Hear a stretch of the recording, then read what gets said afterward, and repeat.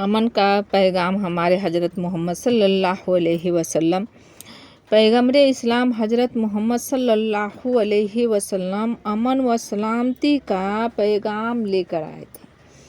آپ نے دیکھا کہ عرب میں لوگوں کا امن حاصل نہیں، راستے خطرناک ہے، مسافر دن دہاڑے لوٹ لیے جاتے ہیں، ان کی فریاد کوئی نہیں سنتا، غریبوں پر ظلم ہوتا ہے، ہر شخص جس میں کچھ بھی زور اور طاقت ہے کمزور کو ستانا اور اس پر طرح طرح کے ظلم کرنا بڑے فخر کی بات سمجھتا تھا۔ اسی زمانے میں ایک سوداگر تجارت کا سامان لے کر مکے میں آیا۔ ایک ظالم سردار نے اس کا سارا مال رکھوا لیا اور ایک پیسہ نہیں دیا۔ وہ مکے کی ایک پہاڑ پر چڑھ گیا۔ جس وقت لوگ کعبہ کے طواف کے لیے آئے، اس نے بڑی درد بھری آواز میں فریاد کی اور اپنی شکایت بیان کی۔ لوگ بہت زیادہ متاثر ہوئے۔ یہ واقعہ آپ کی نبوت کے اعلان سے پہلے ہوا۔ آپ کے چاچا زبیر بن عبد المطلب نے اپنے اور مکے کے دوسرے گھرانے کے شریف لوگوں کو جمع کیا اور آپس میں ان خرابیوں کو دور کرنے کے لیے ایک انجمن بنائی، تو آپ بھی اس میں شامل ہو گئے۔ اس انجمن کا نام حلف الفضول تھا۔ اس میں آپس میں ان باتوں کا معاہدہ کیا گیا کہ اول ہم ملک سے بد امتی دور کریں گے، دوسرے مسافروں کی حفاظت کریں گے، تیسرے غریبوں کی امداد کریں گے،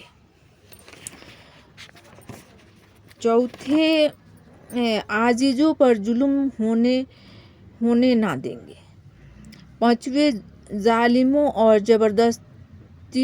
زبردستوں کے مقابلے میں مظلوموں کی حمایت کریں گے، چھٹا مکے میں کسی ظالم کو نہ رہنے دیں گے۔ آپ کے نیک کاموں کی اس قدر شہرت ہو گئی تھی کہ مکے کا ہر شخص آپ کی دیانت، امانت، نیکیوں اور خوبیوں کی وجہ سے آپ کو سچا اور امانت دار کہہ کر پکارتا، بلکہ لوگ پکار اٹھتے تھے، امین آ گئے۔ ہمارے رسول صلی اللہ علیہ وسلم کی سچائی، دیانت اور ایمانداری ہر شخص پر ظاہر تھی۔ جس نے ایک مرتبہ آپ سے ہمارے گھر کے پاس اسکول ہے، کبھی کبھی گھنٹیاں کی آواز آئے گی تو اگنور کریں، مائنڈ نہ کریں، تو شروع کرتی ہوں۔ جس نے ایک مرتبہ آپ سے معاملہ کر لیا وہ تمام عمر آپ کی تعریف کرتا رہا۔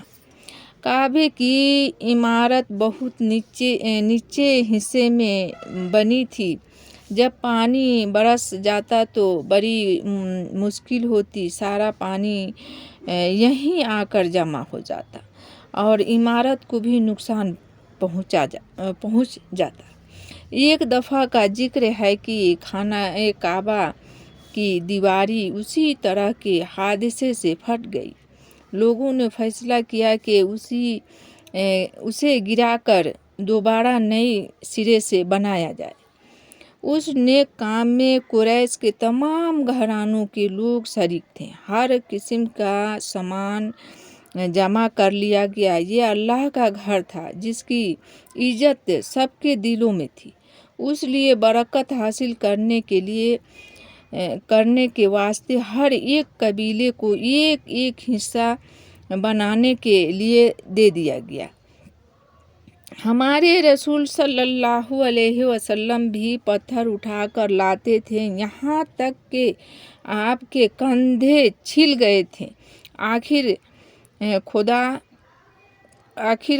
خدا کر کے عمارت پوری ہو گئی۔